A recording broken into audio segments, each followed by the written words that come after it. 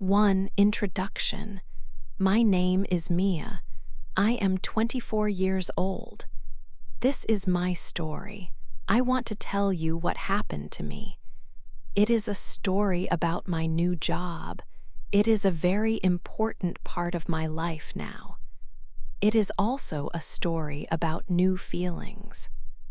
Sometimes feelings are surprising. I hope you will like my story. I hope you will understand my feelings. It all started when I got this new job. The company is called Global Office Solutions. It is a big company. I was happy when I got the job. Very happy. It was a good opportunity for me, but I was also nervous. Starting a new job is always a little scary. You don't know the people. You don't know the work completely. You don't know the place. My first day at Global Office Solutions was a big day. I woke up early that morning. My heart was beating fast. Thump, thump, thump. I thought, please let the people be nice. I wanted to feel good there. I wanted to make friends. I wanted to do good work. I went to the office building. It is very tall. Inside, the office is very big. There are many rooms and many desks. So many people work here. Everyone looked busy. They were typing on computers. They were talking on phones. They looked very serious. I felt a little small in this big, busy place. It was very different from my old job. My new boss is named Mr. Davis. He is a kind man. He showed me my desk. He showed me the kitchen and the meeting rooms. Then he took me to meet my team. My team works together in one area. There are about 8 people in my team. Mr. Davis said, "Team, this is Mia. She is new. Please help her." Some people smiled and said, "Hello, Mia." But they said it quickly. Then they looked back at their computer screens. They were busy. That is okay. I understand. Work is important. But one woman on the team did not smile. Her name is Sarah. When Mr. Davis said my name, Sarah looked at me. Her eyes were not warm. They were cold. She did not say hello. She just looked at me for a moment. Then she looked away. She looked back at her computer. Her look made me feel a little strange. It made me feel a little unwelcome. I felt a little sad inside. I thought, oh, maybe she does not like new people. Or maybe she was just having a bad day. I hoped it was just a bad day. I wanted everyone to be friendly. This first day was the start of everything. The start of my time at Global Office Solutions. The start of meeting my team. The start of meeting Sarah. And the start of new feelings. This is where my story begins. I hope you want to read more. I will tell you what happened next. 2. My new office. Today was my first day at the new job. I felt a little nervous, but I was also ready. The office was very big. It was in a tall building in the city. When I walked in, I saw many desks. Lights were bright, and I heard the sound of computers and phones. Many people were working. They looked busy and serious. I felt a little small in this big place. My new boss showed me around. She was nice. She showed me my desk. It was next to a window. That was good. Then it was time to meet my team. My boss took me to a part of the office where my team sat. There were 5 people in my team. My boss introduced me to them one by one. I said hello to each person. Some people smiled and said, "Welcome." Others just said a quick hello and looked back at their computer screens. It felt a little strange. Everyone seemed to know what they were doing, and I knew nothing yet. Then I met one woman named Sarah. She was in my team. When my boss said her name, Sarah looked at me. She did not smile. Her eyes looked cold. She did not say, "Welcome." She just looked at me for a second and then looked away. It made me feel unwelcome. Meeting the team was important, but Sarah made me feel a little uncomfortable. It was my first day, and I felt a little scared. This big office, the busy people, and the cold look from Sarah. It was a lot to take in. I sat down at my new desk. I looked at the computer. I hoped the day would get better. I hoped I could do the job well. I hoped I could make friends here, even if Sarah did not seem friendly. 3. A kind man. Today is my first day. My computer is very new. It is also very difficult for me. I do not know how to use some programs. I try to work, but it is hard. I look at the screen. I feel a little lost. I do not want to ask for help again. I already asked many questions today. I try to read the instructions, but they are not easy to understand. Then I see someone walk towards my desk. It is a man. He stops near me. He has kind eyes. He gives me a warm smile. "Hello," he says. "My name is Carl. Do you need some help? I see you looking at the computer." His voice is friendly. I feel happy that someone is offering help. "Yes, please," I say. "This computer system is very new for me. I do not understand how to do this part." I show him the screen. He sits next to me. He looks at the computer with me. Carl is very patient. He starts to show me how to use the system. He speaks slowly and clearly. He explains each step. He does not make me feel bad because I do not know. He is very kind. He shows me the steps one by one. I start to understand. It is much easier when he explains it. We work on the computer for some time. Carl is very good at explaining things. He helps me finish the task. "Thank you so much, Carl," I say. "That was very helpful." He smiles again. His smile is very nice. I feel much better now. I do not feel lost anymore. I feel happy that he helped me. He is a very kind man. I like his smile and his friendly voice. It is good to meet someone nice on my first day. I feel a little spark of hope. For lunch alone, it was lunchtime. The office was quiet for a little while. Many people went to the canteen. I felt hungry, so I decided to go too. The canteen was a big room. There were many tables and chairs. People sat together and talked. The air smelled of different foods.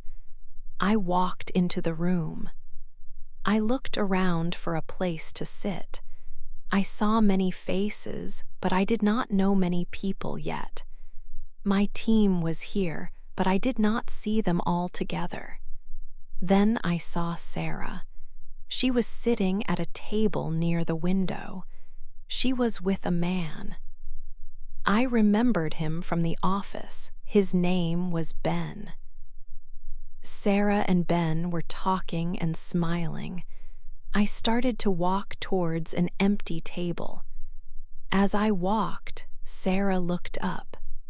Her eyes met mine. She stopped smiling. Ben looked up too. They both watched me. I felt a little uncomfortable. I looked away quickly. I tried to find a table far from them. I found a small table in the corner. It was empty. I went to sit there. As I sat down, I looked back towards Sarah and Ben. They were talking again. Sarah said something to Ben. Ben looked at me again, then he smiled. It was not a kind smile. Then they both started to whisper. They looked at me and whispered. After a moment, they both laughed quietly. Their eyes were on me. I felt my face get warm. I felt a knot in my stomach. I felt sad. Why were they looking at me? Why were they laughing? I did not understand. I took my sandwich from my bag. I started to eat it. I looked down at my food. I did not want to look at anyone. I ate my sandwich alone at the small table. The canteen was full of people, but I felt very lonely. The food did not taste very good. I just wanted lunch to be finished. I ate quickly. I finished my sandwich. I put everything back in my bag. I wanted to leave the canteen fast. I stood up from the small table. I walked quickly towards the door. I did not look at Sarah and Ben again. I just wanted to go back to my desk. Being alone was okay, but feeling watched and laughed at was not. I left the canteen and went back to my quiet office space. Lunchtime was not nice today. 5 small talks. Carl talks to me more now. This makes my days better. Sometimes we meet near the coffee machine. It is a good place to stop and talk for a minute or two. We talk about work sometimes. We talk about the projects we are doing, but we also talk about other things. Carl asks me about my weekend. I tell him what I did. He listens carefully. He tells me about his weekend, too. He tells me about movies he watched or books he read. He knows about good coffee shops near the office. He tells me their names. I like learning new things from him. Our small talks are easy and friendly. I feel comfortable talking to Carl. I look forward to these moments during the day. It is nice to have someone friendly to talk to in the office. It helps me feel less nervous. Carl always has a kind smile when he talks to me. His smile makes me feel good. But there is one person who always watches us. It is Sarah. She often looks at us when we are talking. She does not come near us. She just watches from her desk or from across the room. Her face does not look happy. She does not smile when she sees me talking to Carl. Her looks are not friendly. Sometimes Ben is with her and they both watch. They whisper to each other. I do not know what they say. It makes me feel a little strange. Why does Sarah watch us so much? And why does she look so unhappy? Even though Sarah watches, I still like talking to Carl. His friendship is important to me. It makes the big office feel a little smaller and a little friendlier. I hope we can continue our small talks. They are a nice part of my new job. I try not to think about Sarah watching. I focus on the conversation with Carl. His positive energy is much better than Sarah's cold looks. These small talks are becoming a happy routine. 6. A big problem. My boss called me to her office. She gave me a new project. It was a very big project. It was also very difficult. I looked at the papers she gave me. There were many numbers and charts I did not understand at all. My head felt full of questions I could not answer. My heart felt heavy in my chest. I felt very worried about it. How could I possibly do this? It was too much for me alone. I took the papers and went back to my desk slowly. I looked at the computer screen. The project information was there, looking big and complex. It looked like a very big mountain to climb, and I was at the bottom. I felt small and scared inside my stomach. I did not know where to begin. Carl came to my desk later in the afternoon. He saw my face. He saw I was not happy at all. My shoulders were low and I was looking down.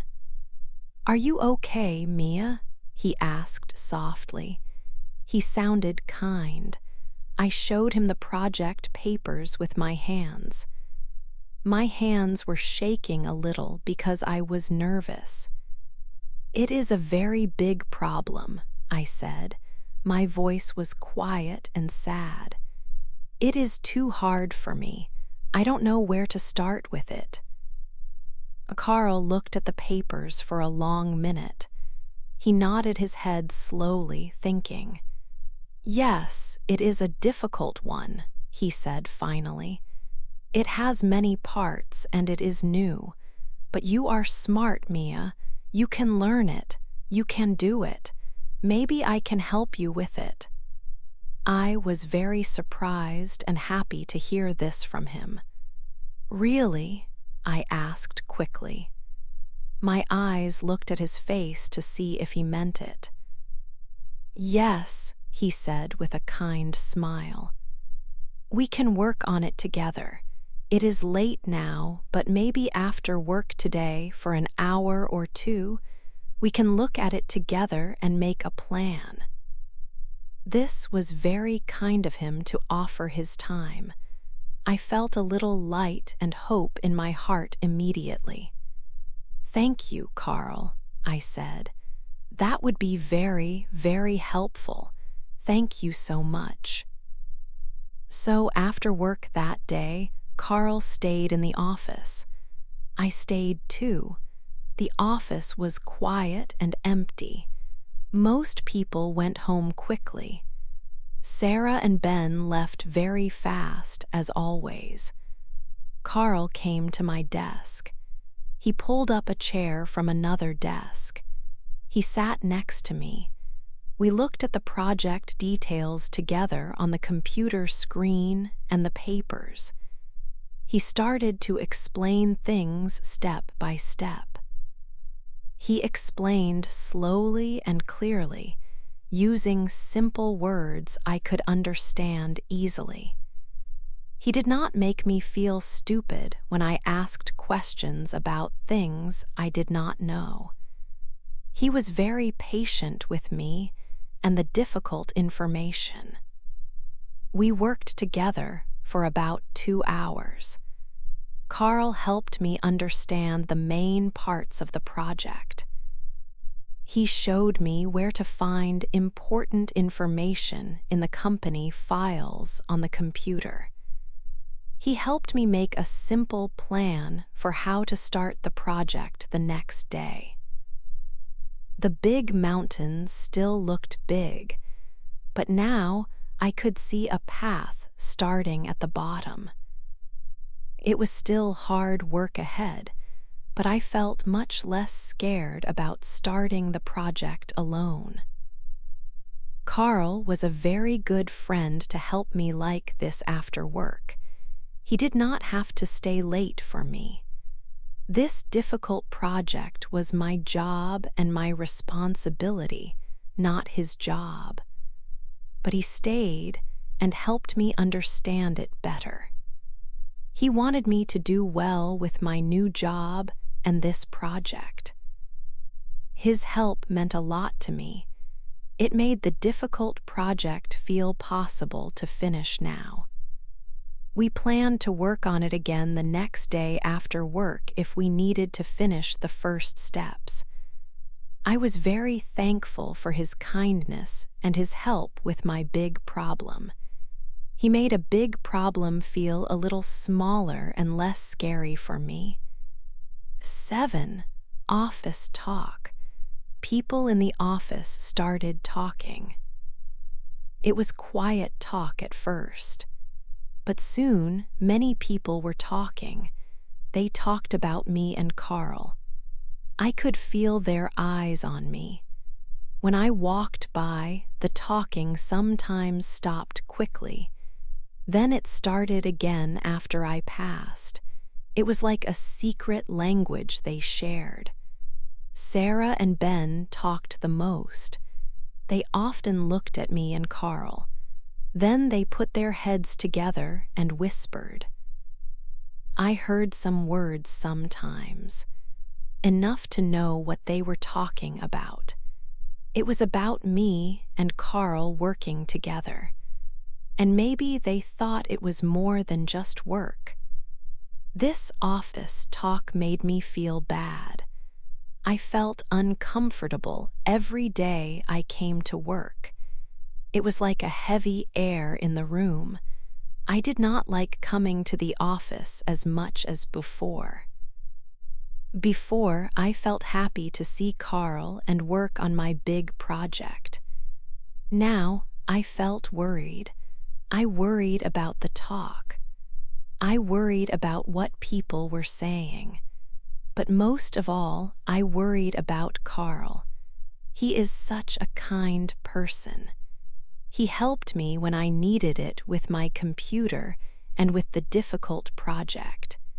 He was a good friend to me. I did not want this talk to cause problems for him at work. Maybe the boss would hear the talk and think badly of him. Maybe Carl would get in trouble because he helped me. This thought made my stomach feel strange and tight. Carl did not seem to hear the talk at first, or maybe he heard it but did not show it to me. But I knew it was there, everywhere I went in the office. Near the coffee machine, in the kitchen during lunch, even by the printer when I went to get papers. People whispered and looked. It felt like everyone knew about the talk about me and Carl, except maybe Carl, or maybe he was trying to protect me from it. I did not want the talk to make things difficult for Carl. He helped me with my project after work. He spent his own time helping me understand things. And now, people were talking about him and me because of it. It felt very unfair. Unfair to him. Unfair to me.